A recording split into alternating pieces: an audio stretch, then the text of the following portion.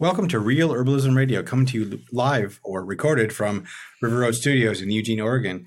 Today's show is made possible by Sue, Candace, and myself, and all the other things that we do when we're not recording the podcast, or Candace and Sue are writing articles. So, Sue, what do you do when you're not? When I'm not here. When you're not here. Well, I have a couple things that I like doing. One is every Sunday I do the Occupy Medical Clinic, and that's that little 501c3 that I'm a part of, and it's a free integrated health. Is probably a misnomer. It's a giant. Actually, I had a couple people from the what is it? Herbalists Without Borders come and take a tour on Saturday. And they walked through the clinic, and I said, and I want to show you the other part of the clinic where we had the hospitality, and they walked through that. And then I said, I'm not showing this to you, but we also have, Patty Leahy, who she's in charge of wildcrafting. So she takes people out and get all of these things filled via her expertise. And I haven't talked to you about this, but we also have a Wednesday clinic. And I haven't talked to you about it. Just went on and on. Your little is actually on. Like a middle schooler. It's giant. Like a pre-adolescent. Yeah, size. It's just huge. And it's just roping in the donations and talking to all the donors and going under the bridges and talking to the people that need to be served there. And when we had the flooding here, doing the river rescues, and it just goes on and on and on and on. So that's one of the things I do. And I have a Patreon campaign going that if people want to support me as that type of a community herbalist, then they can. That's part of helping the folks around here. And I like being a good role model for. This is a job that is really important for every community, as far as I'm concerned. We should have at least one, if not a couple of us, running around with our little Robin Hood hats on.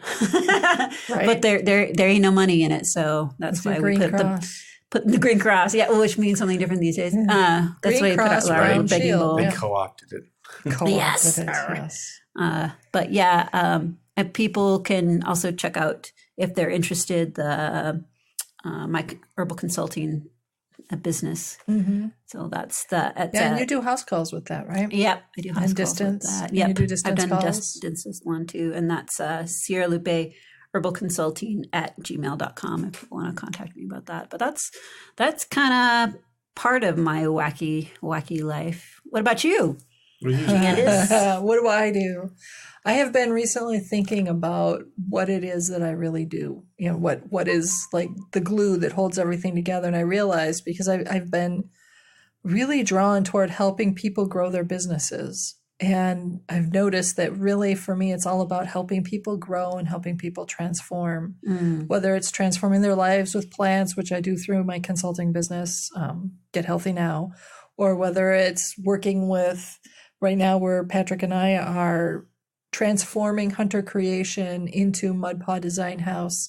And my vision for that is creating it as a business that brings in people, a lot of people of varying, ranges and experiences, but especially I want to focus on new designers, new people who are new to the design field, give them a place where they can really learn how to serve clients well and move in the corporate world well and professionally.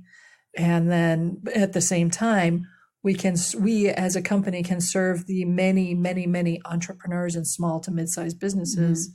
Our particular city has an awful lot of people who start up businesses. Boy, that's for sure. Yeah. A lot. And they don't have a good solid foundation. They don't have the broad spectrum for that. They just have this, I want to do this. Exactly. And there's a lot of pieces that go into building a really good, strong business. And I found myself more and more drawn toward helping people find that financial growth and that financial solidity for themselves, making their own lives better and the lives of the people that they can serve through their products and services. Yeah. So, I've been doing that, and it's partly grown from working in BNI and I'm the vice president of our chapter right now. And as a part of doing that, I've reconnected with the part of myself that used to do business coaching and working on business growth and all of that kind of stuff. Yep. And I've realized that, parenting didn't require that part of me, and it was fine for it to rest. I don't need to actively parent the way I once did. And my son's, he's a teenager. He's He's gonna tall and gangly and he's going to be hitting the road, seeking his fortune soon enough. Sure. So while I'm in this transitional space, so I've been, making a lot of changes with that. So yeah. Wow. So what I do is work on growth. Nice. Good for you. Yes. And today, in fact, one of the things that I was doing was listening to the Herbal Entrepreneur Conference that Maria Noel Groves actually was speaking in that. She was talking about what are some of the basic things you need to start an herbal business. Oh, And wow. there's they had a really nice selection of folks. Guido Massé is another one that's I've got the link, but Candace, I ran are you out of name time. dropping? Name dropper. But he's a really good one. There's Yes. and then I forgot the name of the woman who runs the educational director at the Herbal Academy. She was another one that was speaking, and she was really good. We'll think of it. We'll think of it later. Yeah, so it was exciting for me because it's partly like tapping into that idea of business growth and herbalists. And I would love to see more. I would love it if I could help herbalists grow their business. Right. So Yeah. So that's what I do. Nice. And Patrick. I keep the furnaces going. I'm the one the pounding. master I'm the one behind- pounding the anvil, if you will, of Turn, pounding turn, the pixels. turn. So- the Volcan. master behind Hunter Creation Right. and Mud Pod Design House. Yeah, so I do all of the design and technical part of the job, and up to just recently, it was all about that, and then trying to figure out the plan for the business, and I just couldn't do it. I can't pop my head up enough to see the distance, the horizon, Right. the direction. Yeah. I'm always in the forest. Yes. Right. Oh, I get it. Right. So I that's when I talked to Candace at the time, and I said, I know you are not happy doing some of the things you're doing. What about if you had this ability to direct and be above the trees and kind of give us a focus? Because I can be in there doing it, but I can't visualize anymore. I don't have time. Yeah. And I like starting businesses. One of my little side hobbies is I always see that could be business. Yes, I've seen you do that. Right. So Hey, many that could be businesses. business. And some work, some don't. I mean, a true entrepreneur will fail 90% of the time, but they only need one. And Ace High has been a real good success, and we haven't really worked very hard to market that, and that's the apparel business. And owning that with my son has given him some tools that I never would have been able to just teach him. He has to put his hands on it. Yeah, has his own pride with it, his own abilities. And we just recently did an order where I didn't do a thing. I mean, I did a thing. I got the job. I quoted the job. I got the artwork. I did all this stuff. But after the shirts came and the ink came, I didn't do a thing. Yeah. He did all the work. He did His all the job is shipping. the He did all the production, packing. He got everything ready. And when he said it was done, I didn't go through any of the boxes to count them. I didn't check it. I said, okay, I'll bring it to the customer. Nice. So- well, I've seen the products that Ace High has put out, and they're very impressive. But you guys have these fancy machines, so that certainly helps too. Well, you're not going to do it with an iron. I mean, No, you're not, Because no. the funny thing is, when you talk to people, they're like, "Oh, is that just with an iron?" I'm like, well, no, because that's going to come off, It's an industrial iron. Yes, Yeah. it is. It's really, really, really hot. and it's giant really, really heavy. Yeah. industrial iron, But those are the things that I do. That allow me to take the time in the week to do Real Herbalism Radio and manage the website for the Practical Herbalist. And it's not always as up to snuff as I'd like it to be, but it's where I can have it at the moment. So that's what I do. See, so it's kind of funny because we do all these things. So the Practical Herbalist and Real Herbalism Radio is kind of like the term today is the sideline business. Sideline. Okay. But for the amount of hours that we put into this thing, I don't know that you can sometimes call it a sideline business. Right. And it's connected to so many of the other stuff I know that I do. Yeah. When I am at the clinic, I think about, I just wrote an article about this plant. That would be so helpful for this patient. Or, for the Herbal Nerd Society or things like that. All of that stuff. Or I've referred people, what you need is to go on to the Practical Herbalist website, and here's a recipe. Download it, use it. This is what this is your deal. And yay. Oh, And I they can't use even it tell you and how love many it. people have asked me about the dog food recipe Right. I use. Yeah. So I'm like, go to the Practical Herbalist. It's right there, free. Yep. Hit it. It's super just easy. use it. Yeah, that's all I got to do. Use your work to do good in the world. That was the inspiration that guided at least one plant expert to walk the path of medical marijuana. Today we're talking with Dr. Rachna Patel, the CBD expert and doctor of osteopathy, about the myths and facts around cannabis. Now here are your hosts, Candace Hunter and Sue Sierra-Lupe. I'm Candace Hunter. And I'm Sue Sierra-Lupe. And welcome to Real Herbalism Radio. Today we have a real treat for you guys, for our listeners. We get to talk to Dr. Rachna Patel. Yes, welcome to the show. Thank you for having me.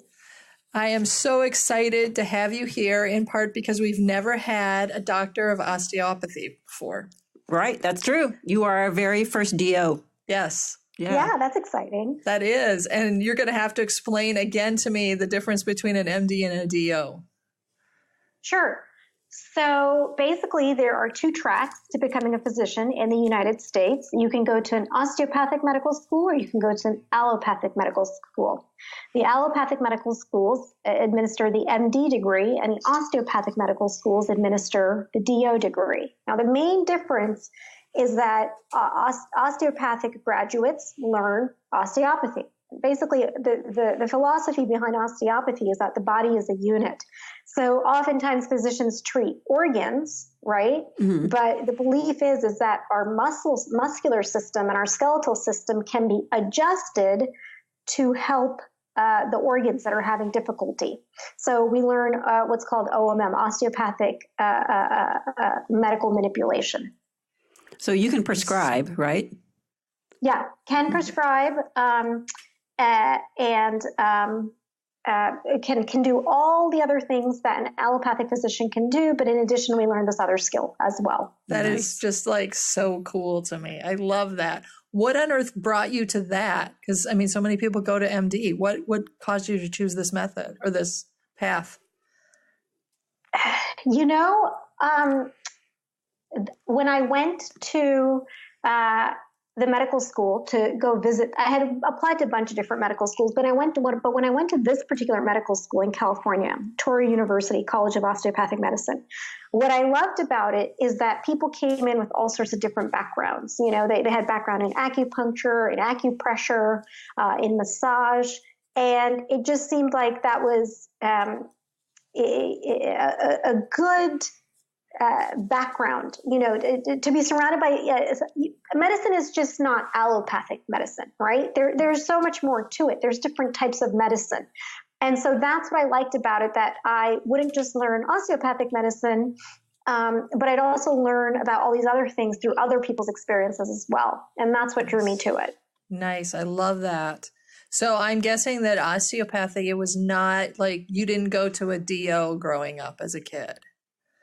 You probably went No, I didn't really know the difference growing up. I really came to learn of the difference in college, I would say. Nice.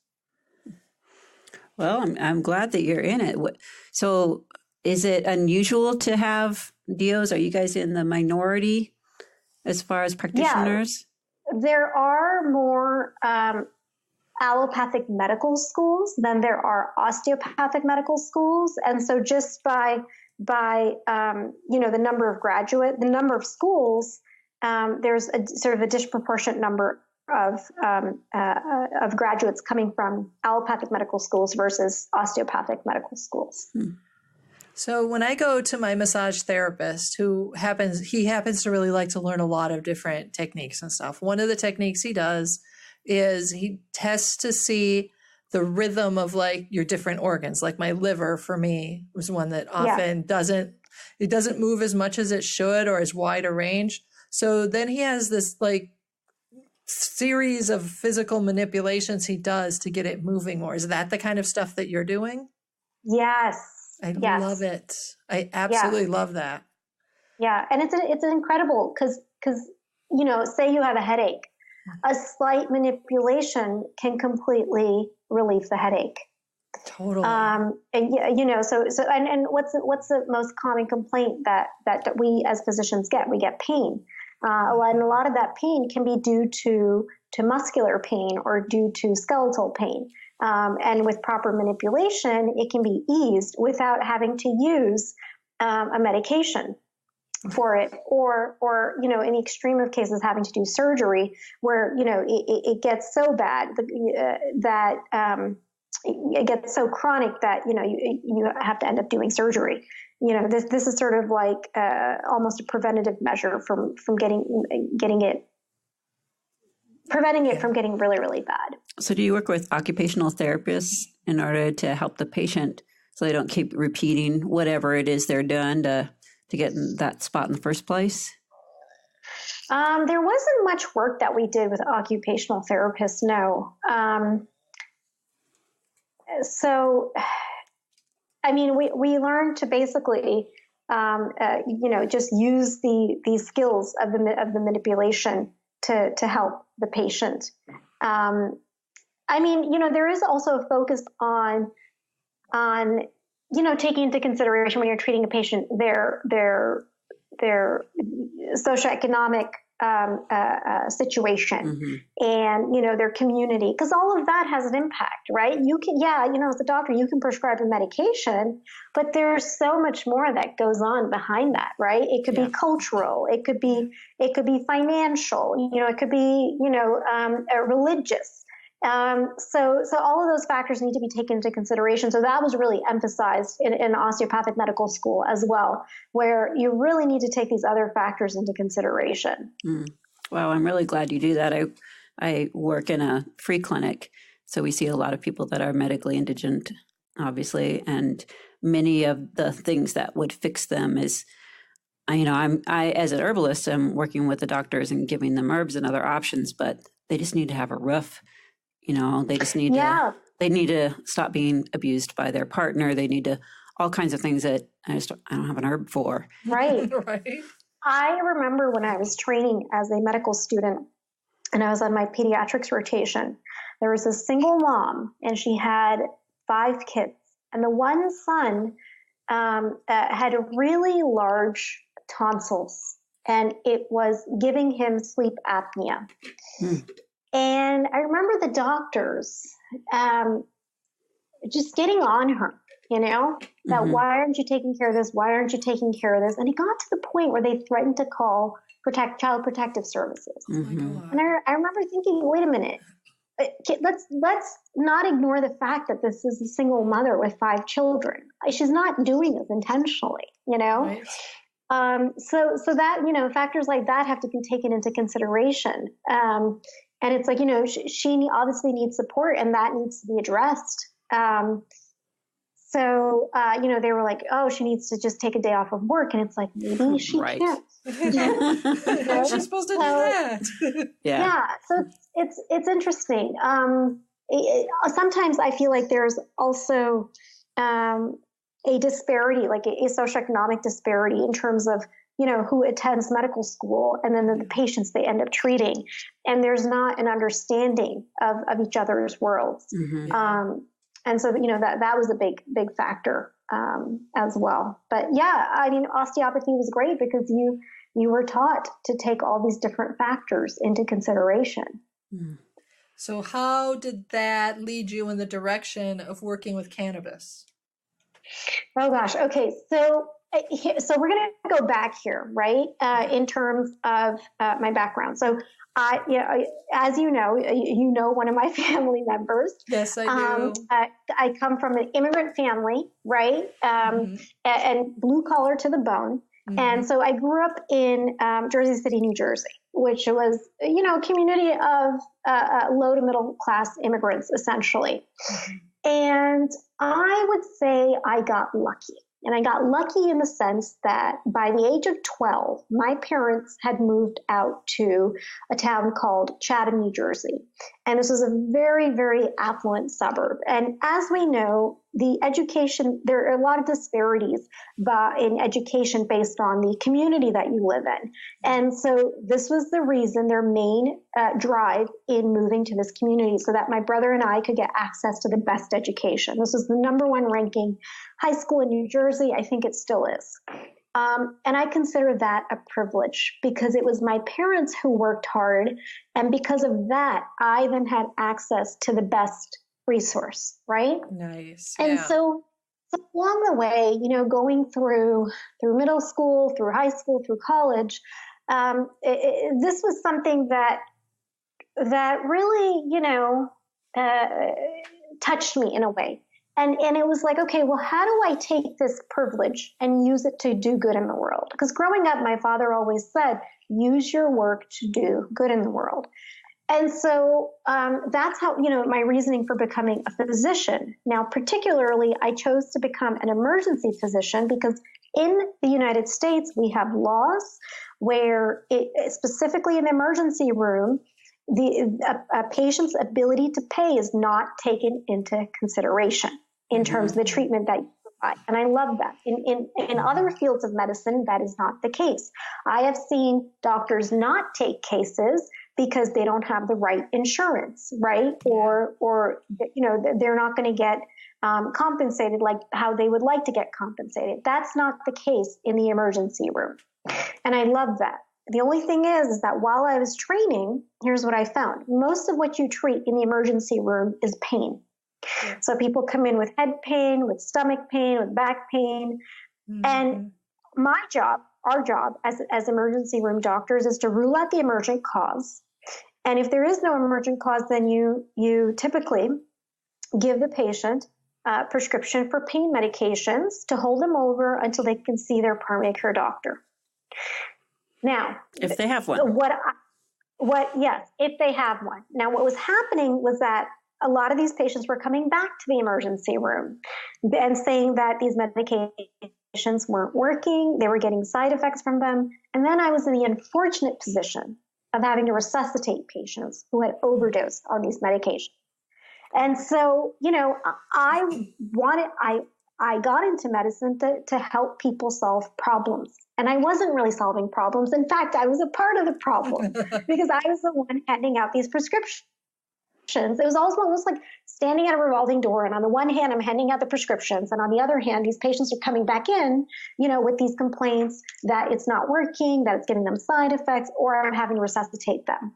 So, at that point, I had turned into insomnia because I was working like 80 and 100 hours a week. And, there were times when I was not awake enough to be productive, but I was so wired, I couldn't sleep, right? Yeah. So you're kind of like just schlepping around at that point. And so I was surfing the internet. and so I actually am I never quite gave up on my dumpster diving ways from college. And I was virtually dumpster diving on Craigslist. I still do. I am impressed.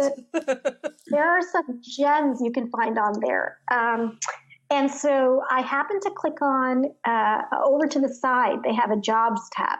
And I happened to click on health and medical section. And I happened on an ad that said medical marijuana doctor needed. So I got really curious. I was like, what the heck is this? I haven't ever, heard of anything like this before. So I started to dig into it. One thing led to another. You know how you kind of get into that rabbit hole? Oh, yeah. And yes. I spent about a year digging into the research on marijuana. Basically, I hung out on this website called PubMed.org, right? Yeah, yep. I love that website. Yep. Right. In fact, it's a database that the government houses, where the government houses all sorts of medical studies from all over the world. And at some point, I was compelled that, you know what? I feel like medical marijuana is a much better solution to manage chronic pain than opioids. Oh, yeah. So basically, once you can have the knowledge as a doctor, but what you really need is the experience. Yes. That's what makes you a solid clinician.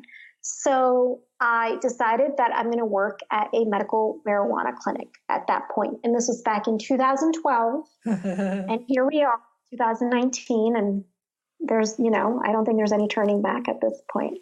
What state were you in?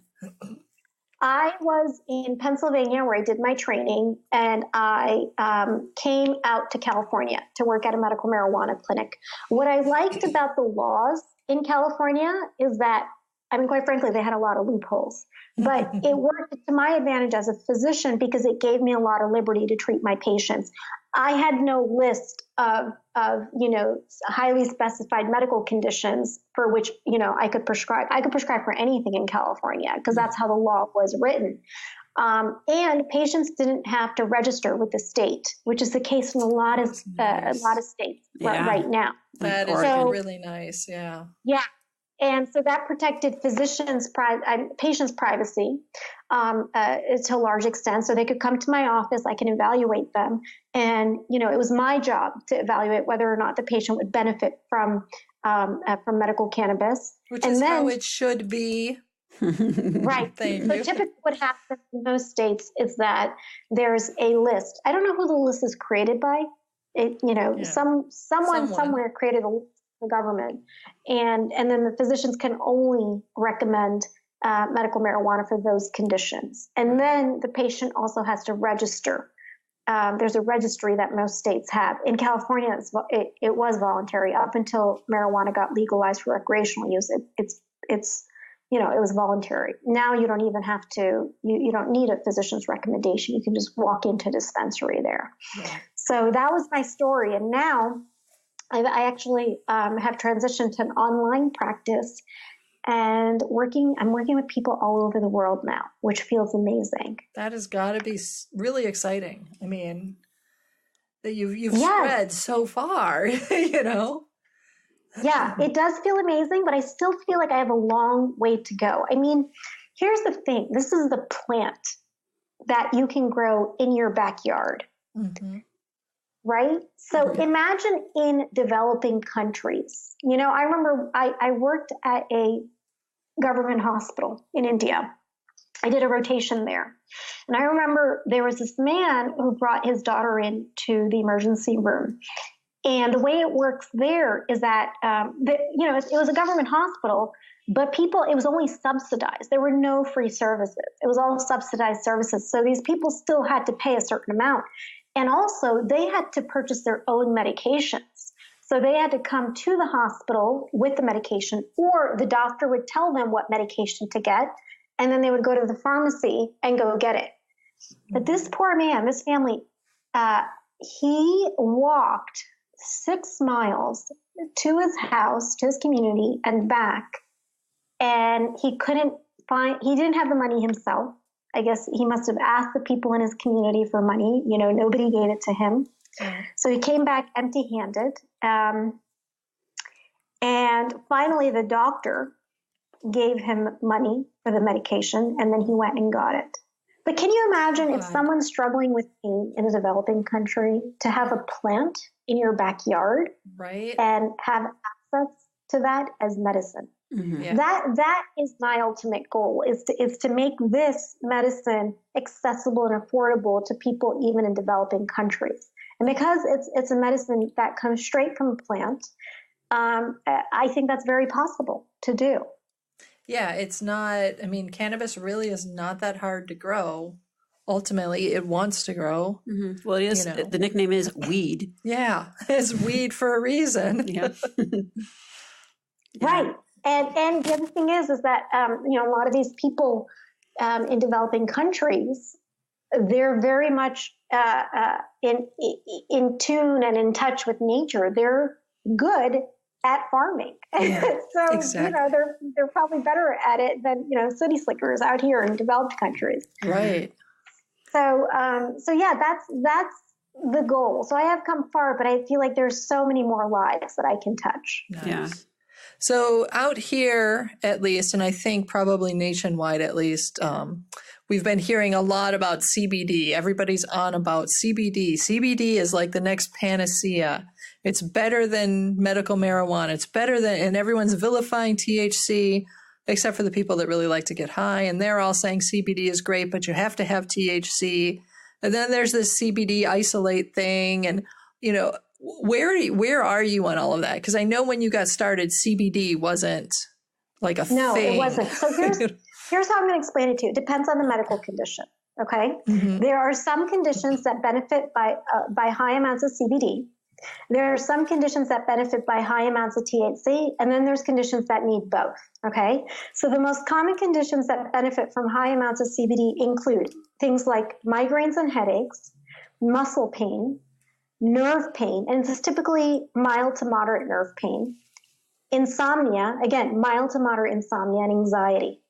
When it comes to conditions that benefit from high amounts of THC, we're talking about things like nausea, vomiting, lack of appetite, severe nerve pain, severe insomnia. So it really depends on the condition, right? I think I'm going to be honest with you. I think a lot of it is hype and marketing because it's been legalized where it's accessible to anybody. Anyone and everyone is sort of talking about it, but I feel like they're doing it to meet their bottom line. They're not doing it for the benefit of the patient. And I get, as a physician, I get really concerned when people make claims that, either CBD or THC, that they cure things like cancer, you know? Yeah. So what ends up happening is that a lot of these people, they'll go online and, anybody can say anything on the internet. There's no barrier to entry. Right. And so, you have people, writing stories that, it cured my cancer, but then they put all their hopes on that, that this is going to cure my cancer. And they completely forego conventional medicine when in fact, for certain types of cancer, there are very, very high chances of putting a cancer into remission because these cancers are very common. It's been very intensely studied. The treatment is highly targeted, so it minimizes side effects. There's sort of this, I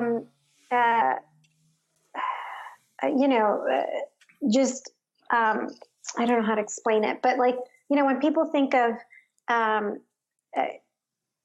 cancer and chemotherapy, it's very dire when it's not always the case, right? It's not always dire.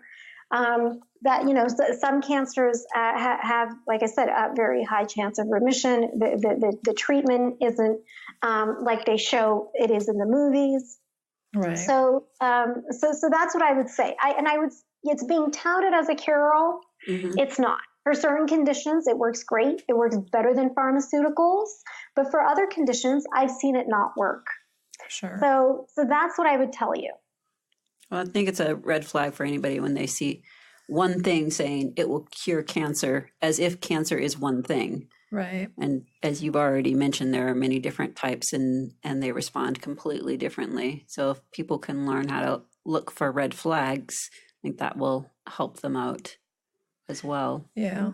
Well, and I think that the whole body approach is important to keep in mind. So even if CBD or THC or any derivative thereof is a part of your treatment plan, it needs to be just one part of it. Right. And the other parts may need to include, and probably do need to include, some allopathic types of treatments. They also might need to include some spiritual types of treatments like prayer or whatever is appropriate for your religion and culture. Yeah, exercise, stretching. The THC is fabulous for working with nausea. That doesn't mean that it's fixing the cancer that's making you nauseous or instead of the chemo.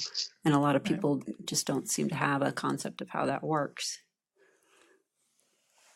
So what about the blends of CBD, THC, the conditions that you find that are helpful? Yeah, the blends are typically great for autoimmune conditions. And that's because the THC and the CBD individually have anti-inflammatory properties, but when brought together, they work what's called synergistically. So one chemical will enhance the effect of the other chemical and vice versa. So you get an even greater anti-inflammatory effect. So it's very effective for conditions like psoriasis, Crohn's disease, rheumatoid arthritis. All these conditions are autoimmune conditions. So helps with symptoms of those conditions as well. That makes sense. And then I've also heard of CBD isolates. Yeah, so let's talk about this. Oftentimes, CBD isolates will be referred to as pure CBD, right? That's sort of the marketing term that goes behind it. Now, what is a CBD isolate?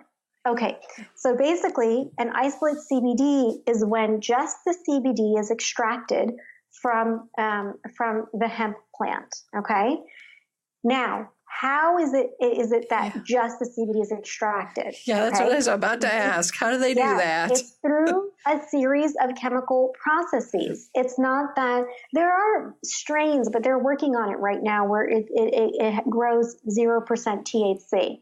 This isn't, a plant that has no THC. Right. Most plants, as it stands, grow some amount of THC, produce some amount of THC, and some amount of CBD. But basically, they're using a series of chemical processes to extract just the CBD. Now, the types of chemicals that they're using are things like hexane, pentane.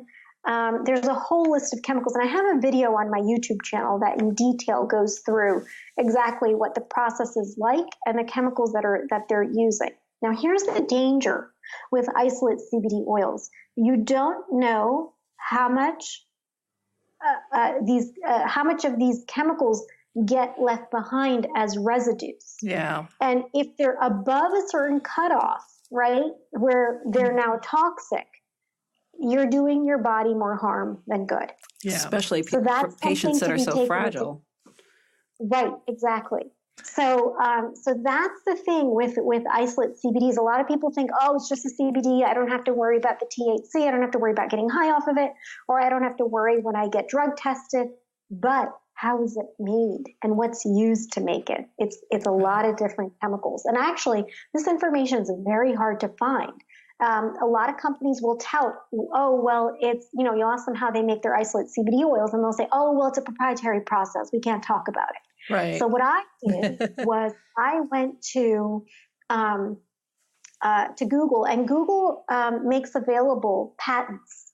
Okay. Nice. So I went through a lot of these different patents, and I figured out, okay, so there's similarities in terms of processes, right? And so there are two patents that I go through in this YouTube video that I'm telling you about, and I walk you through the process that they use and the chemicals that they use. And so, just because it's a proprietary process, there may be something to hide there. That's why they're calling it proprietary. Right. So what about this thing where I've heard people use a colloquialism of, well, it's from hemp, therefore it has no THC in it?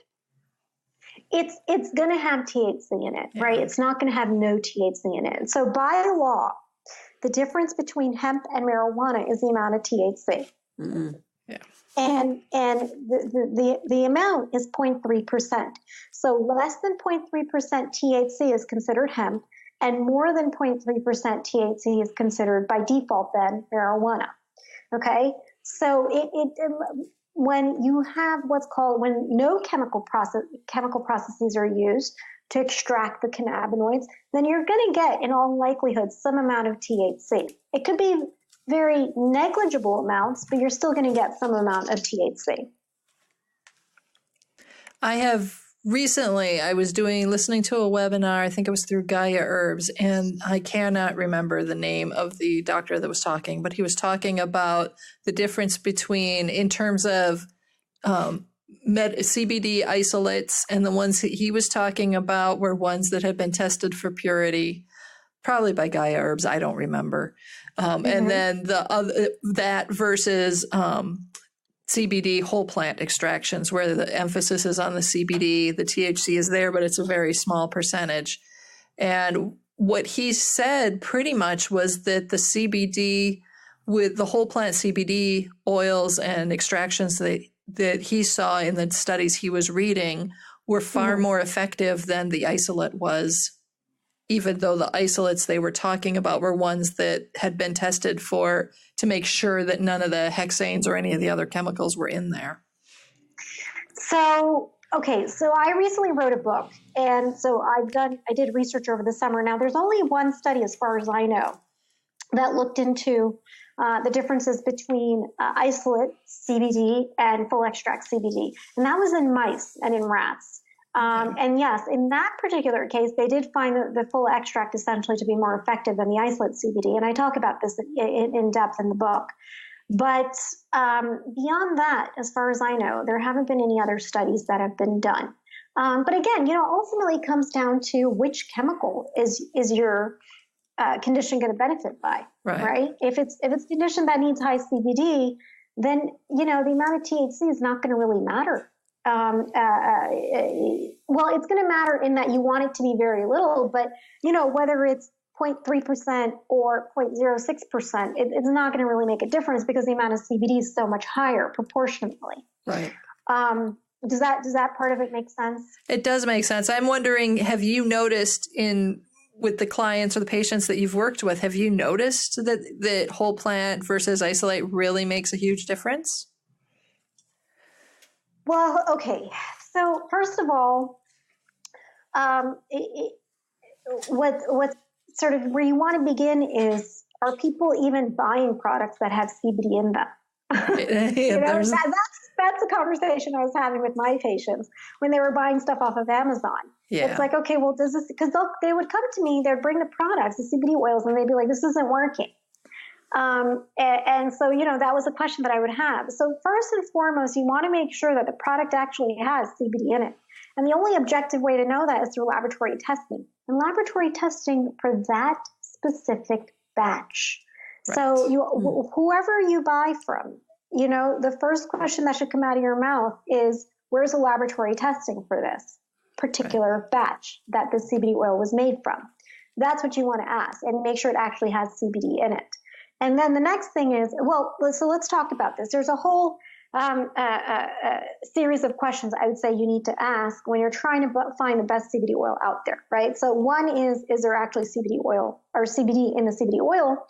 And then the next thing is, how much CBD is in the CBD oil? On average, what you find on the market is anywhere from 250 milligrams to 1,000 milligrams of CBD in a 1 ounce bottle. So that's a huge range, right? Yeah. And sometimes you can find more, sometimes you can find less, but that's an average. So that's one thing, right? Now, in terms of what strength you need, that's going to depend on the severity of your condition. The next thing is that you want to check to make sure that the amount of THC is less than that 0.3%, because a lot of patients would come to me and say, hey, even though this is CBD oil, I'm getting high off of the THC and I don't really want to get high off of it. So, if you're somebody that benefits from, that has a condition that benefits from high amounts of CBD, you want to make sure the amounts of THC are less than 0.3%. The next thing is testing for fungus and bacteria. And this is especially important for patients who have compromised immune systems. Yeah. So we're talking about patients who've had organ transplants and are on immunosuppressants, people who have autoimmune conditions and are on immunosuppressants, people who've undergone or who are undergoing chemotherapy. Okay. And then also, patients who have a history of HIV/AIDS, they all have compromised immune systems.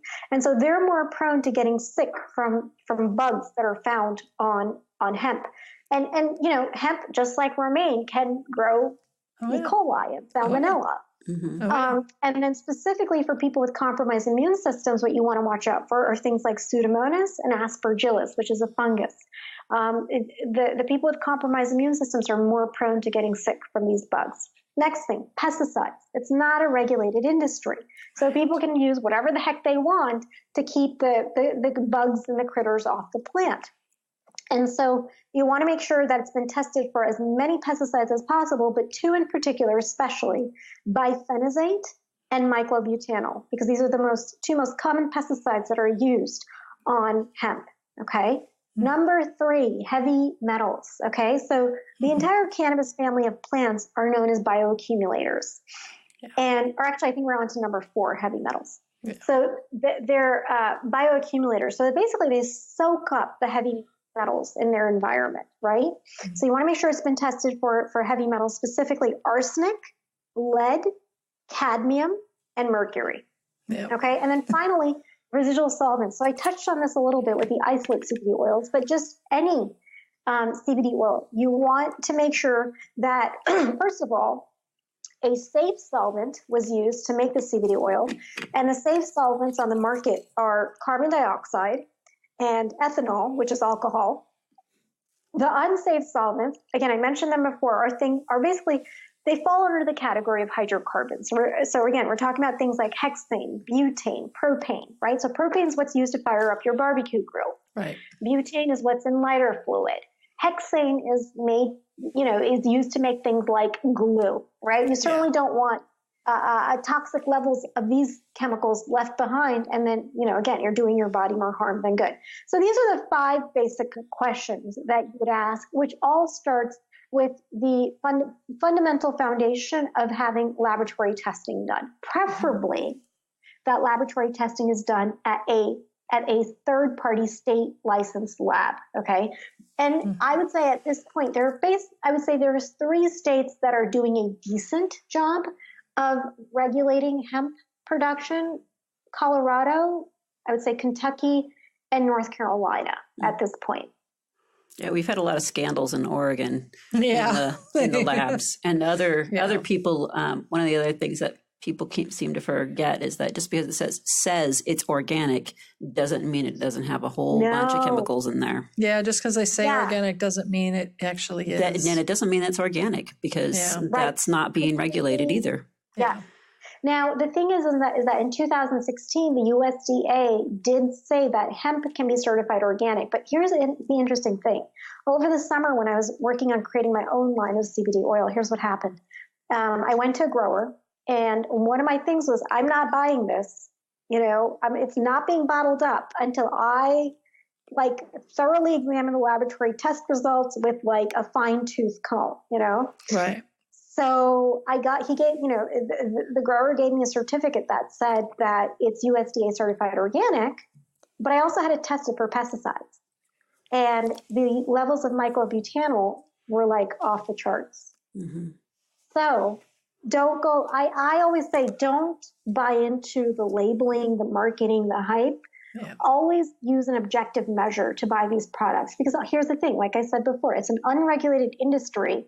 So really, the burden falls on the consumer to make sure that, that they know exactly what they're putting in their body.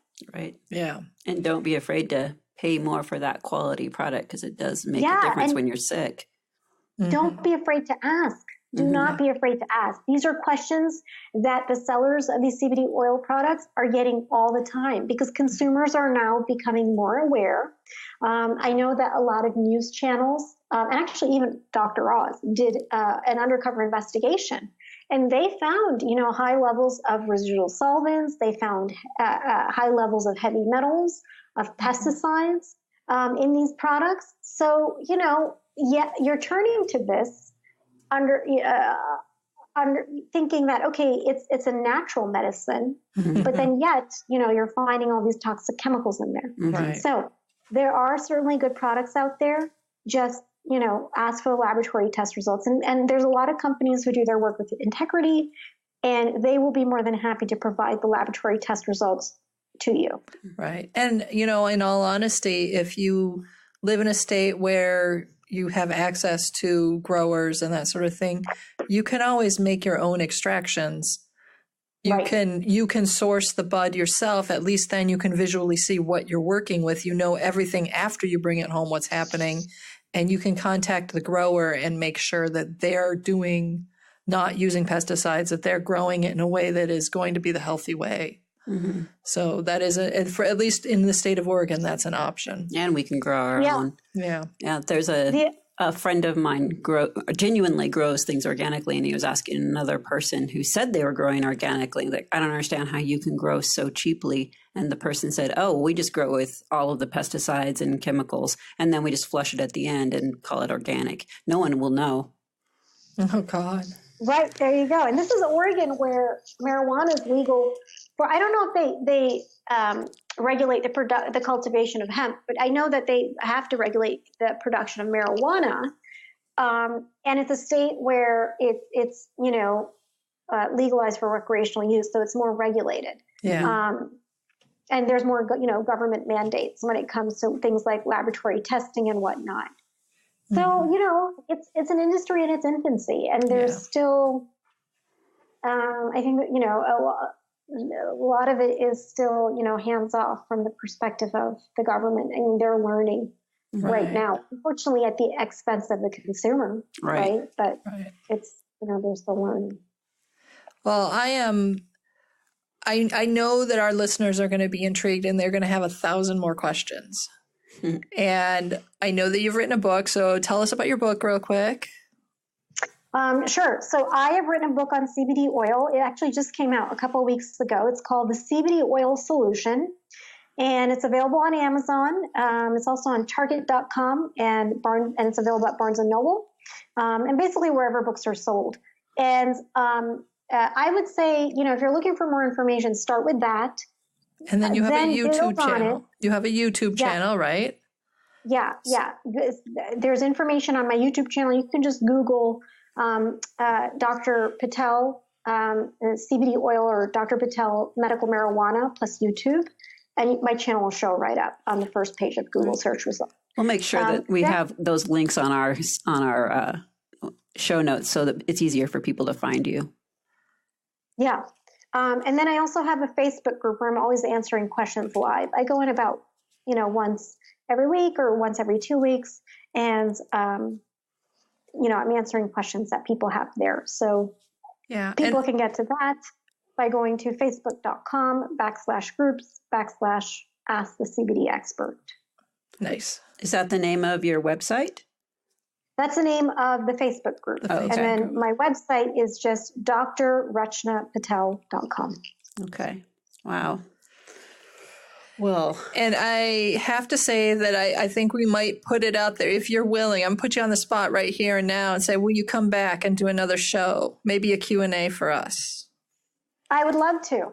Love to. And I think I'm going to tell our listeners, send your questions, send your comments, send them to Candace@thepracticalherbalist.com, and I will compile them and we will bring Dr. Rachna Patel right back. Right back. Right back. Right back. We can put a form. We can put a form on our. Ooh, that's even better. On our show notes page and promote that on Facebook. Yeah, and then I can. That's even better. So send us your questions and we will put them all together and we'll have Dr. Patel back to answer your CBD and THC and cannabis and marijuana questions. Mm-hmm.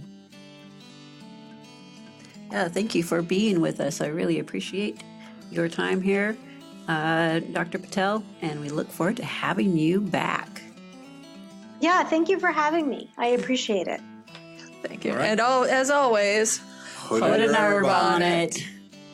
Statements made about herbs and products on this podcast have not been evaluated by the United States Food and Drug Administration, FDA, and are not intended to diagnose, treat, cure, or prevent disease. All information provided on this podcast or any affiliated websites is for informational purposes only and is not intended as a substitute for advice from your physician or other healthcare professional. You should not use the information on this podcast and its affiliate websites for a diagnosis or treatment of any health problem. Always consult a healthcare professional before starting any new vitamin supplements, diet, or exercise program before taking any medication.